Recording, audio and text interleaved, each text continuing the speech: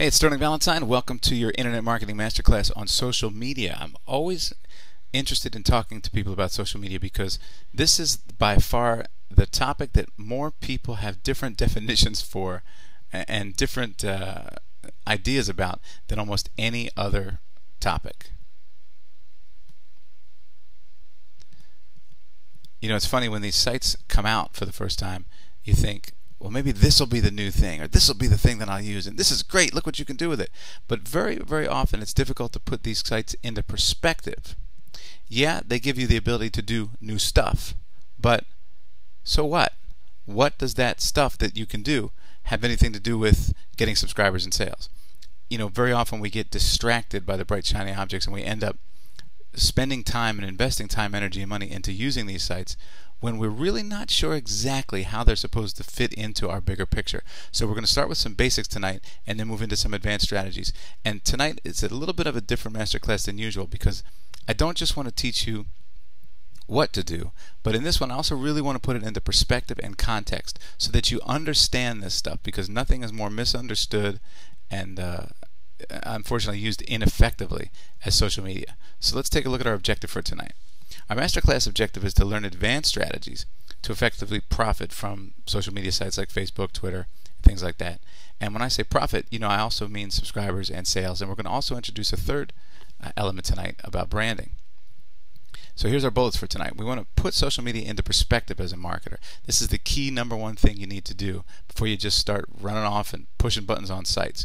Because if you do it wrong, not only can you, waste a lot of time, energy, and money, but what's worse is it can actually put a black mark on your brand, and you don't want to do that. The last thing you want to do is try to be moving forward positively and end up taking steps backwards and looking negative.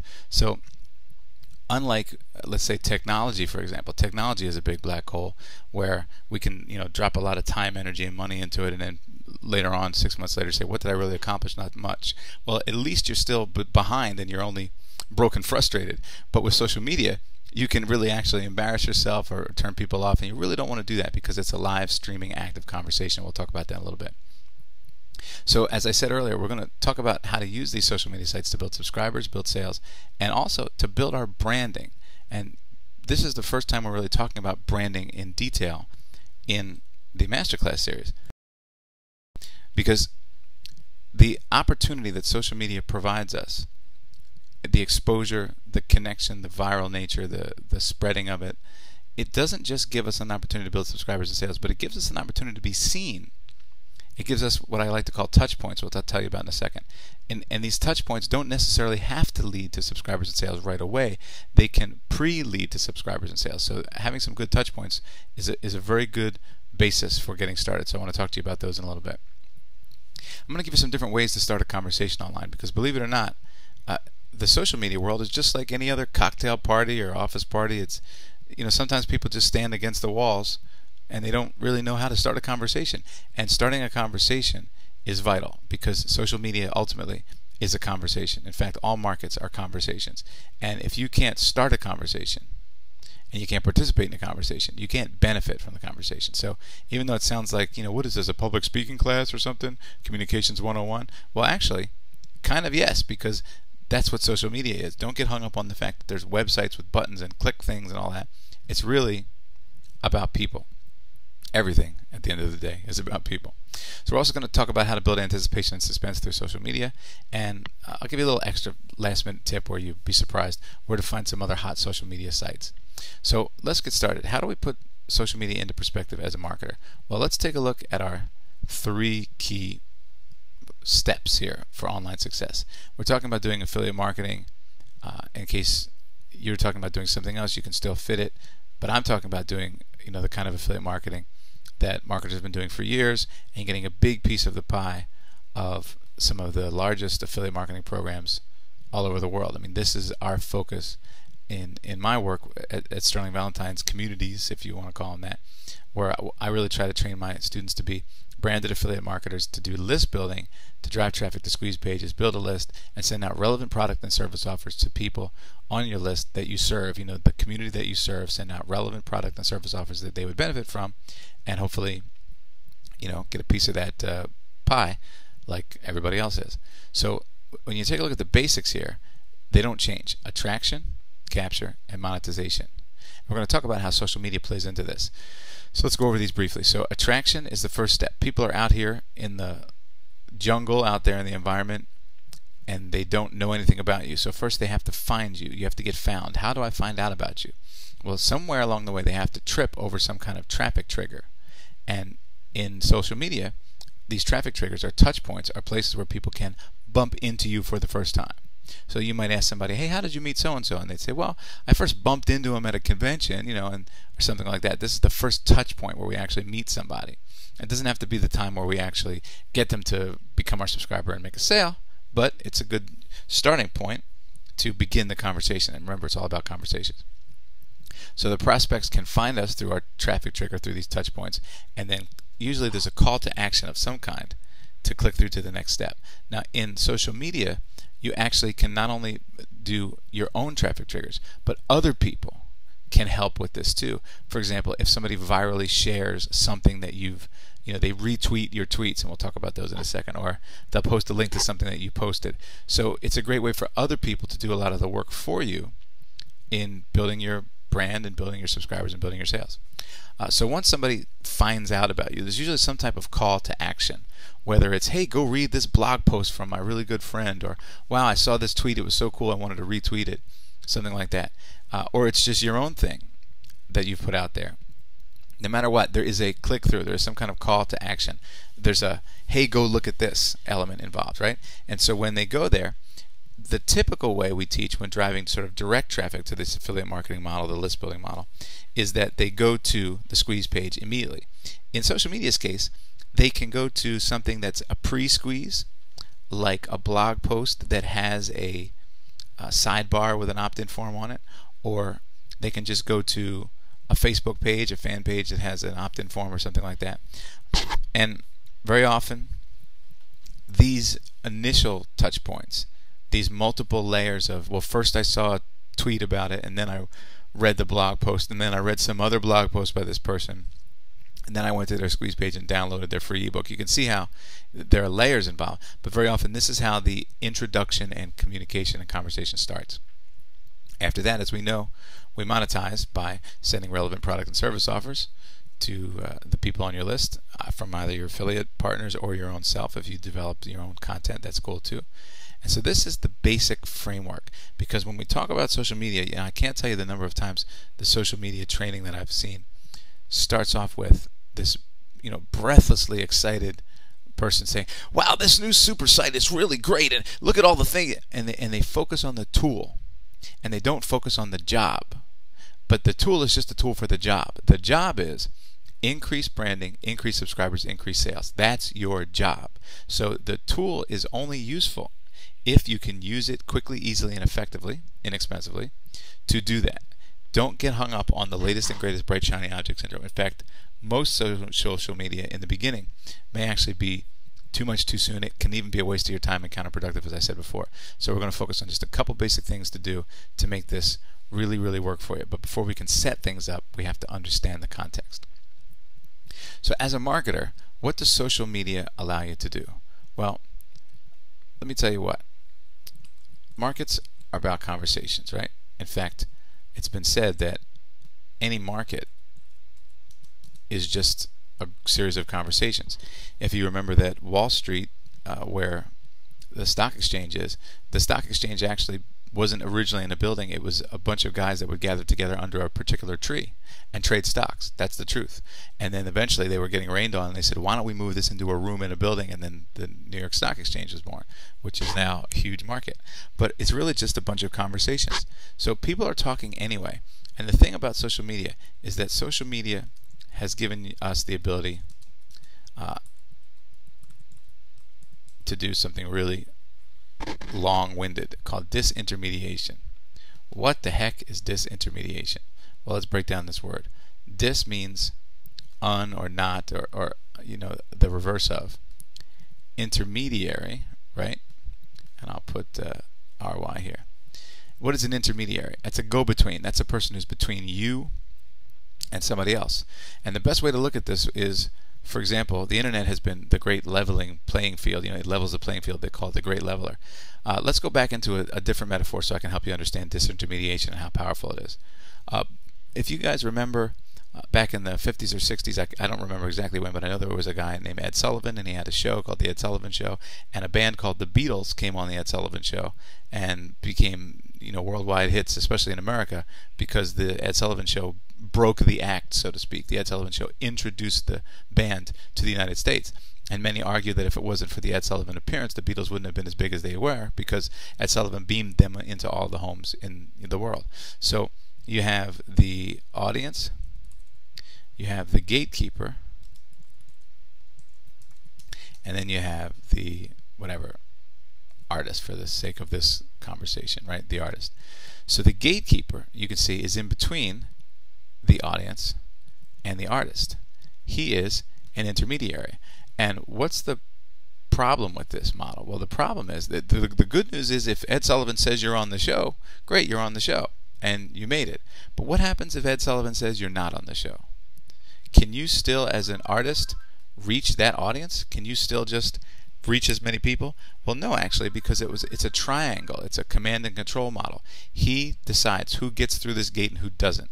And the problem is, if you don't qualify, if you don't get the gatekeeper's attention, you don't get through. And this happens all the time. People want to get on the news, or a record company signs an act or doesn't sign an act, or an author gets picked up by the publishing house or doesn't. Do you see how there's these big intermediaries?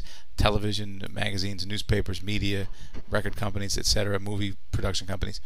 They hold the keys. And so before social media, before the internet, especially before social media, that was it. Your whole entire job as an artist was to get the attention of the gatekeepers. What did bands always used to say? I got to get signed. I got to get a record deal. Remember? And even with American Idol and things like that today, they're still looking for the deal, right? Because gatekeepers still have many, strong footholds in these industries. But social media allows the conversation that has been going on anyway to now happen on a grand scale. It empowers people, and it turns what used to be a monologue into a dialogue. Now, I know this sounds like a college course, a stuffy college course on communications, but you'll see how powerful this is when you understand it. Most of the people who are using these tools are using them ineffectively, I promise you.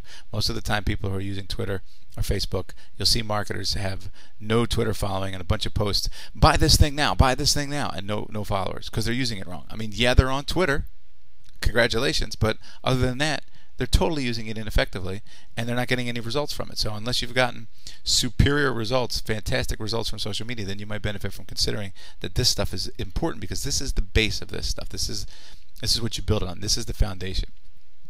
So the gatekeeper always used to decide what stuff the audience could get. And the audience could speak amongst themselves, but the audience couldn't really talk back too much to the gatekeeper. I mean, you could write a letter to Ed Sullivan, but good luck getting a response, right? And then eventually, when the audience was exposed to whatever the content was, the artist or whatever, then they could have somewhat of a dialogue. But really, most of the time, the artist became the broadcaster.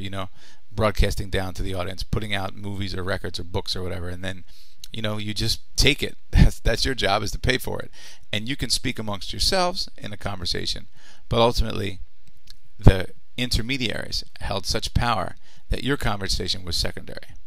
But now, the interesting thing that's happened with social media is that it's elevated this conversation. So now it puts us, the audience, in control. And it basically eliminates the gatekeeper. Let me see if I can actually do a strike through on this one. Take a look. No, we can't seem to do that, because the little line where you put the line through the words, I'll just erase it, right? So now the audience and the artist can connect directly with each other. And this doesn't just happen to be it has to be the artist. For example, this could be the car insurance company, right? Or the food company or whatever, right? So as we move out of the artistic model into the business model for a second, now look at what happens. People are talking about the product or service anyway, but now instead of doing it in the dark, they do it in the light of day, publicly, where everybody can see what's going on. So there's a much higher level of transparency, and this is one of the hopes of you know, internet and social media people is that, for example, dictatorships won't be able to survive much longer, where people are, you know, their civil rights are taken away and they're abused. Because what do they rely on? They rely on secrecy and darkness and silence. So people are actually smuggling cell phone cameras into these countries that have dictatorships and risking their lives to capture some of this information. And what do they do with it? They introduce it into the conversation. We start to say, well, if so-and-so government is going to be doing that to its people, we don't want to support them with tax dollars anymore, or whatever it is. So you can see how the conversation really, really matters, and it's very powerful because people are talking about things anyway, but now that everybody knows what everybody's talking about, you can get directly to the artist or the company. You can directly have a one-to-one relationship. It's not triangular anymore. It's not you must pass through the gatekeeper first. You can now have a dialogue, and people can have a dialogue, and the company can have a dialogue with the people. So, for example, there have been recalls of products that were handled one way before, you know, in the old days, and now they're handled differently. In some cases, they should be, because the conversation is right there, and people can give immediate feedback and access. So I want you guys to pay very close attention to how you can engage people in conversation, participate in conversation, and hopefully influence the conversation in a way that it gets you branding, subscribers, and sales. And remember, notice I didn't say control the conversation, because those days are over. You can't really control the conversation anymore. The genie's out of the bottle, right? The horse is out of the barn, and the conversation is open. And the best you can do is follow best practices and do your best and give good customer service and all those other things that always mattered, because people are going to be talking whether you like it or not, and you really can't control what happens. And yeah, there have been forums before, but you know, forums weren't they were different little water coolers around different niches. But now Twitter and Facebook, they're really one great central water cooler. So the conversation is so much you know, less escapable. It's really everywhere all at once, and it's instantaneous. So if somebody tweets or takes a picture of what they're, you know, having for dinner and puts it on Facebook, on their timeline, or on Twitter, it's instant, and everybody all over the world can know about it. And that's a huge, huge, powerful tool. But again, like most tools, it's being adopted both effectively and ineffectively. So what do we take away from all this so far? What contextualization can we put to this? Well, if you're a vendor, and as an affiliate you're a vendor, you are part of a marketplace where people buy and sell goods and services, and ideas actually as well. So you're a part of a conversation, and as a part of the conversation has been disintermediated. Now that means that the gatekeeper's gone, and social media has put the audience in control of the conversation, and they are now engaging and requiring a dialogue instead of just a monologue. And that requires, you know, there's some new rules, so it requires open eyes and an attitude of transparency, and most of all, respect for your audience and for the conversation. So we don't want to start looking at our customers as buying units, you know, as some businesses do. We just want to start looking at our customers as people. And people who buy things talk about things now, and they talk about things in a way that the conversation can be seen. In fact, the conversations can be talked about. So now, for example, you have bloggers blogging about blogs, right? Bloggers blogging about blogs sounds kind of funny, but it's true. You have social media experts who are, you know, tweeting about Twitter. Well, so even the conversation is being conversed about. So it's levels of power and strength that the audience has that they never had before. And your job is to enter into this conversation, engage with people, make a contribution, and of course offer value and offer opportunities. So there are ways to enter the conversation, there are ways to engage with people, there are ways to make a contribution and offer value, and there are ways to offer further opportunities outside of the conversation. But above all, you must approach this as a conversation that you have with respect to others. And why is this so important? Well, if you've ever gone to a cocktail party and had a guy suddenly barge into there's a circle of friends and they're all having a nice conversation and having drinks and they're talking, and somebody just elbows their way in and interrupts and says, "Hey, listen, I sell life insurance. Does anybody want to buy any life insurance?" How does that feel, right? It totally feels inappropriate. It's jarring. It's discordant. It feels rude. It feels thoughtless. It shows lack of attention to detail, lack of self-awareness. It's just really, really bad form. And it probably is going to have the opposite effect. Not only is nobody going to buy any life insurance that minute probably, but they're also going to tell their friends, "Do you believe this guy?" And then that story is going to roll and snowball until nobody wants to work with this guy. And that's exactly what can happen in social media. If you approach this as with an old school mentality of exploitation, instead of respect and conversation. So if you're an exploiter, these are going to be buying units that are, we need to sell some units to these buying units. We need to move some product. Well, those people who enter into this self-aware social media scene with that kind of old school attitude get talked about very negatively, and they get shunned and squeezed out of the community, because that's not self-aware. That's still treating people as if they didn't have the power to talk, and it's missing the point that they do have the power to talk. So I'm trying to give you this little crash course in the philosophy and ramifications of social media so that you can see how and when to use it effectively. So let's take a look at our bullets again. So as a marketer, it can help bring you subscribers, sales, and branding if used properly. So how do we use social media sites like Facebook and Twitter effectively to do these kind of things? I mean, these are three different areas that we want to focus on, and what are some ways that we can actually do that? Now, of course, if you don't have a Facebook or Twitter account, let's start with the basics and get an account there. Each one takes about 30 seconds with easy to follow instructions that if you've already bothered to sign up and get the content of this course, you already more than know how to do that. So I'm not going to waste your time and insult your intelligence by saying, put your mouse here and type in your name right where it says name, because you already know how to do that. And they have much better instructions than I could provide you, because they have millions of dollars behind them, and they can spend hours making videos and everything on exactly what to do if your password gets lost and all that stuff. So I don't want to waste your time with low-level mechanics. I want to spend your time at a masterclass level, at a high-level understanding, so you can really profit from this. So get an account on both of these sites, and if you really, really want to get hardcore into social media, then depending on when you get this course and the freshness of it, these sites that are the most powerful sites may change. So instead of making a recommendation to you of the other sites that I think you should use, I want you to Google the words top social media sites, perhaps top 10 or most popular, or here's another great way to Google these things: essential social media sites.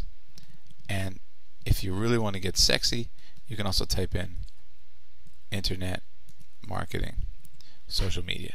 Now beware, you're going to find a lot of vendors along the way, and I'm not looking for you at this time to get caught up in somebody else's course or service or whatever. You're free to sign up for whatever you want, but beware when you search for this stuff. A lot of people know that social media is a hot commodity. They know that people are very interested in it, people want to profit from it, so the best way for some people to make money off of social media is to, sell social media stuff to other people who are interested in social media. So I'm not saying that's right or wrong. I'm just saying beware. A lot of times I've sent people out to get involved in social media, and they come back saying they got involved in some service that they're paying for hundreds of dollars every month that they don't understand. That's really not getting involved in social media. That's just hiring somebody to do something for you that you don't understand, right? And now if you do understand it, great, but I want you to be able to get a Facebook account, get a Twitter account, stay focused on the basics, and those are subscriber sales and branding.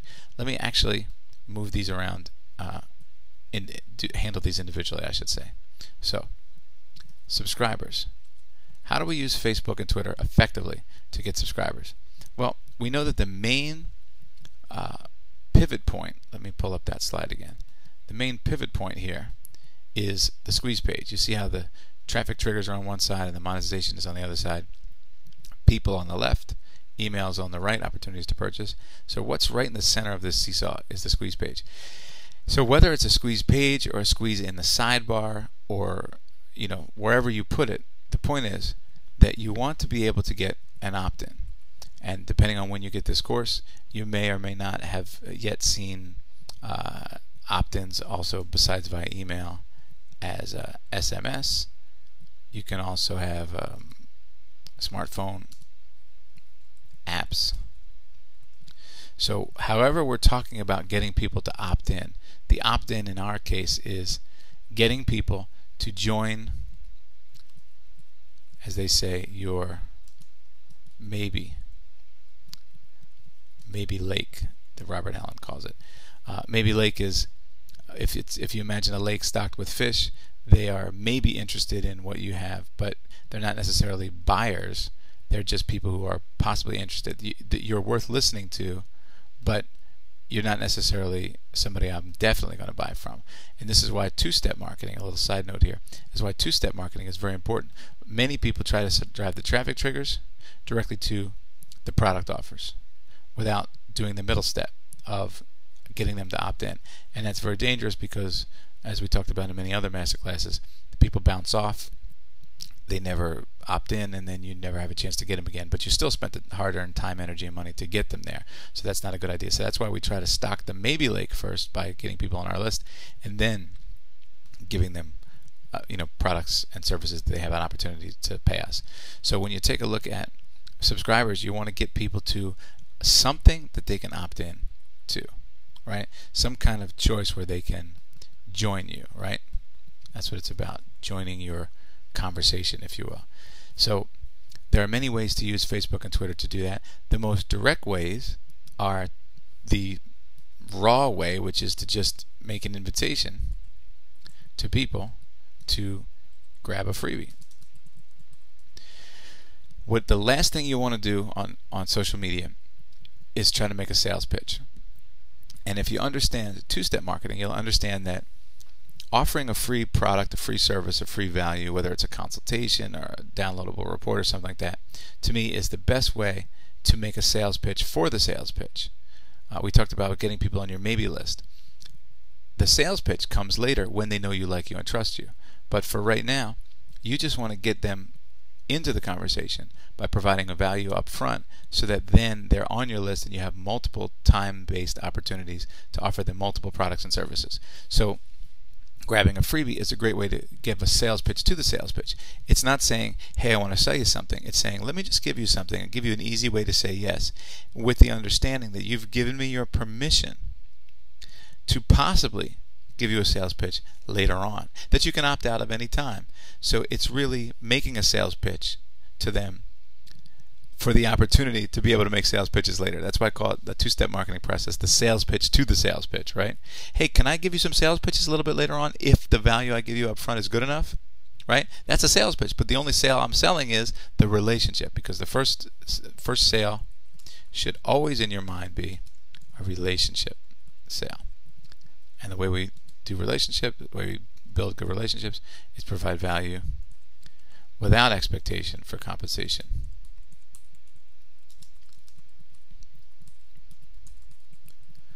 Now, of course, you have a hope and a desire that at some point some of the people on your list will buy something. So when I say without expectation for compensation, I don't mean that you want to set up a philanthropic organization and never get a penny. That's not what I'm talking about. It's a business. But what I'm saying is, to that particular person that you're speaking with, you don't have an expectation at that moment to get compensation from them individually at that moment. Hey, I gave you a free report. Now you're supposed to buy me something from me, right? That's not what we're talking about.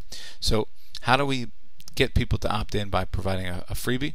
Well, you can join the Twitter conversation with the Facebook theme, the Facebook timeline of your own, and put the invitation there. But that won't work if there's nobody around. So we have to take a little trip for a second on how to build a following. And this is a very simple and very overlooked, I'll call it build a tribe, build a following. Or I love this word, build a pre-list. What the heck is a pre-list? Well, let's take a look, for example, at a great way to build a tribe or a following or a pre-list using Twitter. So you get a Twitter account, and if you don't know how it works, it's very simple. It's just a microblogging platform where everybody gets 140 characters to say whatever they want, and if whoever's following them, whoever's following them gets to see their little tweets or posts. So if I follow you and you make a tweet tomorrow, I'll get it. If I'm not following you, I won't get it. If 10 people are following you, then 10 people get your little post, your little tweet, your little microblog message. So you want to build followers so that more people will be in your conversation to hear what you have to say. Great way to do that is to start following other people. And you can start following other people in the area of interest that you have. So if you're a dog grooming expert and you want to make yourself a tribe of dog grooming interested people, then find a bunch of dog grooming people that have Twitter accounts and follow everybody who's following them. Most of the time you'll get a follow back, and a follow back just means that somebody gets a message that Joe Smith is now following you, and they'll say, oh cool, I'll click the button to follow Joe Smith as well. So just by following people in the niche, you can build yourself a nice little pre-list.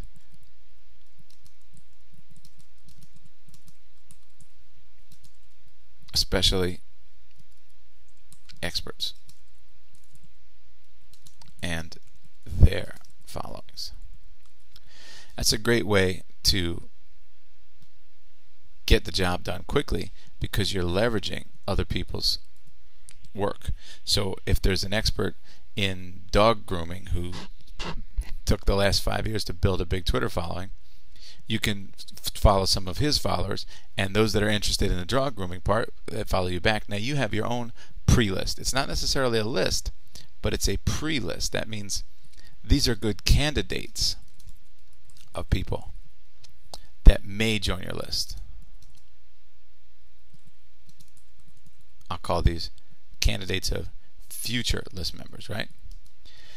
And that's fine. So now you actually have 3 levels, or 3 tiers, if you will. You have what we always talk about: customers. Excuse me, I want to go back for a second. Suspects, prospects, and customers. We know that suspects are people who may be prospects, may be interested in things, but we're not sure if they are. Prospects are people who have voluntarily told us, yes, I would be interested in some dog grooming information. I'm not promising that I will ever buy anything, but you can put me on your maybe list, or your list of people who might be interested. Yes, you have my permission to give me a sales pitch in the future if you've given me value. And finally, customers are people who have spent money with you. Well, that's the traditional way we look at it with internet marketing, but with social media, we want to look at it a little bit differently. We want to add in this step. What's a pre-list prospect? Well, for example, let's say suspects equals all the people in the world. And they're suspects. Some of them may end up being your customers, but just like a detective mystery movie, we're not sure which person it is, so they're all considered suspects until we figure out who did the crime, right? So all the people in the world are considered suspects because we don't know which one of those have dogs and are interested in dog grooming. So they're all suspects for right now, but we want to start to separate these people.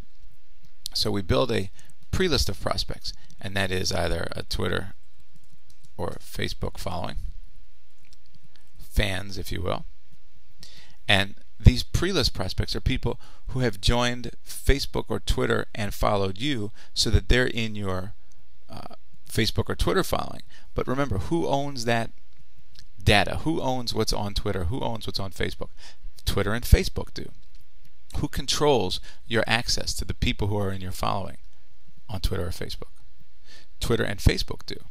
If they decide to close up shop or do something else because it's their house and they can do whatever they want, what happens to this pre-list that you have? You don't control the access to them. They do. So this is why it's vitally important to move people from the pre-list to your autoresponder. Now I'm saying autoresponder because of email marketing, but if you want to do SMS marketing, then get them to give them your phone number on a phone squeeze, and or text that they text a message via SMS, and then that puts their phone number on a list. Or if they do you know, whatever the next thing is, download an app or something. They're in your home base now.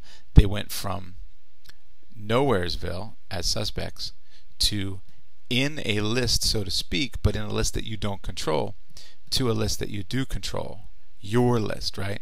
And then even if they leave Twitter or Facebook or something else happens to them, or they change their Twitter, you know, account or something, it doesn't matter because you've got them on your autoresponder list. And then from there, it's back to the regular old, you know, relevant products and services.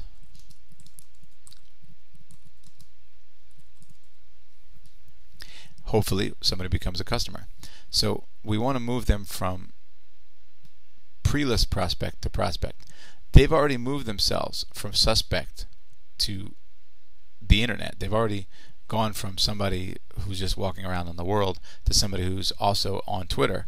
So if you could start following the followers of other experts that you know, or just building your network by just looking for people who are interested in a certain keyword, you can go to twitter.com/search and search dog grooming, and then find people who have dog grooming in their profile and follow them. You know, there's a lot of ways to do it, and you can build your own following, and you're free to do so. You can follow those people. That doesn't mean they will all follow you back, but the statistics show a lot of people will follow you back, just because it's sort of common rules of the road courtesy, if you will. It just happens a lot. I don't know why, but it's just part of the system. So now they're in your pre-list of prospects. What do we do to then start to build subscribers and sales now that we've gotten them from here to pre-list prospects? Well, we talked about the best way, I think. Invite them to get a freebie. And if you're using something like List Laser, which is the service I provide to give you squeeze pages like this, 40 different squeeze pages that you have automatically branded, free reports written and ready to go, then that's a great way to leverage that and, you know, download a report. How about invite them to a survey, or give their opinion. Another great way to do that is to warm up by posting a, you know, a like kind of comment, or post a relevant article or link, funny photo, etc. Notice none of these things are sales pitches. You don't want to be like that guy at the party. So by posting these kind of things and building your list of candidates, you're warming up your market and saying, this is a good person to follow. You should pay attention when I put stuff up. And most importantly, you want to offer, whenever possible, value. You want to be a caregiver, right? Just like a shepherd gives care to his flock of, you know, whatever he's tending to, or a pastor of a church or a rabbi of a temple or something takes care of their following, and then you know, a father or mother or another guide figure takes care of a family, you know, a teacher takes care of a class. You want to think of this as a community that you serve. So who is the community you serve, and how may you best serve them? These are the questions that will lead you to becoming a good shepherd for your following, and then the answers will guide you as to what kind of things you should send them. So now when you stumble upon somebody's empty, you know, Twitter account where they've got 7 followers, and for the past 6 months they've been hammering away these messages, buy this thing now, sale now, hurry up quick before it's gone, you'll realize they're totally doing it wrong. They're not being a good shepherd. They're just trying the old school command and control way of hammering away, like, you know, marketing from the 1950s, where they would just advertise things on television and say, you need to buy this now. That's not this world anymore. This is the 21st century. So if you think of the community and you think of how to be a good shepherd to them, you'll start to think of other ways besides the ways that I've given you to interact with that community. You know, another great way to do it is to take your freebie. This is a little advanced tip. and ask for thoughts about it. So this is an interesting twist, because in order to give their opinion about your freebie, they have to get it. Now, it's not trickery, it's just asking people for their opinion. They can opt out immediately after, and you can tell them, look, you don't have to be on my list, you can just download it and you know, opt out, or you could even provide them a special link for all your Twitter followers where it's downloadable without opting in, right? So you don't have to just, it's not like you're trying to fool them. But this is a great way to engage the conversation, get the ball rolling, and get the ball rolling by also getting opinions of the people that you are maybe attempting, you know, representative of the people you're attempting to build a list of. What do they think? You know, finding out what they think of the thing that you're offering. Maybe they say, hey, your freebie's crap and I hate it and I don't want it and it irritates me and annoys me and it makes me want to not follow you anymore. Okay, thanks for that feedback, because I wouldn't have known. I would have been out there, you know, making bad moves for months or years. So what would you like?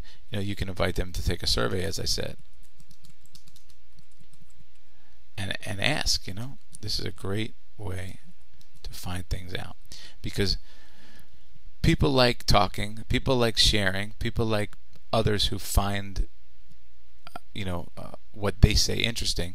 There's an old saying to strive to be interested, not interesting. People who try to be interesting are always talking about myself. I'm this, I'm that. But people who strive to be interested say, hey, tell me more about that. And there's nothing we like better than meeting somebody that says, tell me more, because we'd like to talk about ourselves. This is part of being human. So when we find an interested party, it's great. Sorry if I spelled that wrong. You know the old story of the person who was a really good question asker, who really was an interested person, who met somebody at a party, and for an hour they just sat there, and the interested person just asked questions and said, fascinated by things. Tell me more about that. At the end of the conversation, the person who did all the talking for the hour says, wow, I really love talking with you.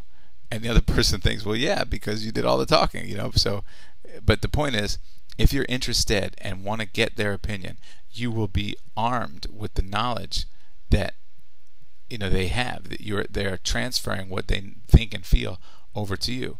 And not only does that build awareness on your part, but it helps you to become something else. And that is a thought leader. Now that doesn't mean cult leader. That just means a person who is in possession of a lot of the of awareness of the thoughts and feelings and mood and pulse and temperature of that market. And so you can start to build what they call social capital. Now, social capital is interesting because it's supposedly, in theory, it works just like regular capital. Money. You can build it by earning it. You can spend it. You can even waste it, right? Social capital is the credit, respect, esteem of the community that you have, and this is a great way to build your social capital. And why is this important? Well, maybe for example somebody is about to buy, let's say, one of my products or services, maybe through an affiliate or something. Well, I know that this happens before they buy it. They say, well, so-and-so says that it's pretty good. So there's some social capital right there. But just in the event that that person is just making a promotion and doesn't really care about me or the product, maybe they're just selling something. So I should check out the original vendor himself anyway. So people will Google my name, search my name, and then the name of the product or service that I'm offering. And sometimes my Twitter feed comes up, which I haven't been using much lately, but we're in the process of integrating it completely into Marketer Link, our community. So we're very actually big on social media. It's just you haven't seen it yet. Maybe by the time you get this, it'll already be there.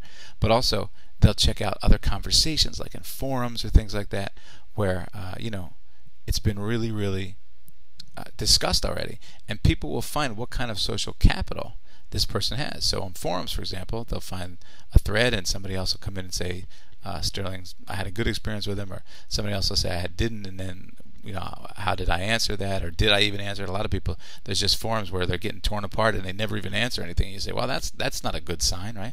So Social capital is sort of like your online reputation, and it can be built, earned, spent, wasted, saved, and even, believe it or not, traded. So you want to be able to ask as part of being a good shepherd, because this is a great way for you to learn your market. And really remember, you're not just trying to monetize by sucking money out of the people. You really want to monetize through service, right? You want to serve the community, and then the monetization, the monetization is secondary, right? Provide value without expectation for compensation up front. Givers gain, as they say, and so you want to make sure you give first and ask second, and that works very, very well. So taking a look at that now, how do we try to build sales and branding through social media? Well, if you think about it, the best way to build sales is by building a subscriber list. So the best way to sell, at least initially on social media, is don't sell. Don't ever sell, in my opinion. Now, some people, they've built up a big enough following, and they build a relationship with their Twitter following and their Facebook following, and they just do a blast out and they say, hey, I got this for sale, I'll do a special 24-hour sale, and it works and it's fine and it doesn't hurt anybody. But I say this rule because the temptation is always there to sell too much too soon in the wrong way. So my advice is, until you're at a point where you're making a comfortable living, don't ever sell. Use the pre-list there that you have, you're following online, to engage, excite, interact, build relationships, and ask, so that you know your market better, right? So then what's the best way, since we already talked about sales and subscribers, what's the best way to build your brand? Well, again, I think it's exactly the same thing. Do the same thing you would do to get subscribers, which lead to sales, and that's this stuff. Because then you are branded as a person who's engaging, exciting, interactive, builds relationships, spends time trying to provide value. Do you see how everything leads to the same thing? You want people to want to do your opt-in, and I mean the opt-in is the ultimate ask, right? You want to get them to say yes to a relationship first, and then you want them to hopefully turn that relationship into a profitable one with the people that you should. Remember, we only want to work with people who are a right match. We don't want to just go out there and shake every single person upside down for their money. And of course, when you're starting out, you're excited and you want to do that, but look at it long term. Build a long-term approach of respect and value, and try to become a thought leader, become a branded affiliate marketer.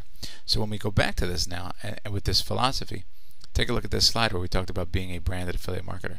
So this picture of Steve here, Steve Tompkinson, he is a branded affiliate marketer who's giving this free report, trying to help people do affiliate marketing. Of course, he's an affiliate marketer helping people do affiliate marketing. And Steve is branding himself and building an image of himself as a person who's a thought leader. He's got these reports and he wants to share them with you. It's great that he can leverage them from List Laser. He's certainly free to write his own too. I'm just trying to provide an extra bit of leverage and service to him so he can do this quickly and easily and get a start, get a leg up, but look at what this does for you now when you use social media to do the things that I've requested that you do with it instead of what most people do with it. Now you build brand awareness. Even if somebody doesn't opt in for the first 10 times, they say, hey, this guy Steve is always posting cool things, cool blog posts or cool links to things or cool stats and figures that he finds somewhere, or free reports that he's got. This last week I downloaded a good report from him. This guy is an expert. He's a thought leader. I like him. I want to get to know him better. I want to stay close to him, because we're really all out there looking for direction and leadership, and don't be afraid to step up and provide that. So we talked about ways to start a conversation online. An interesting thing, once you want to build anticipation and suspense, obviously you have to have some kind of following to do this, but you can always do what I like to call evolving stories, or you can also do little mini countdowns. These are two great, I love to call these actually evolving or unfolding stories, right?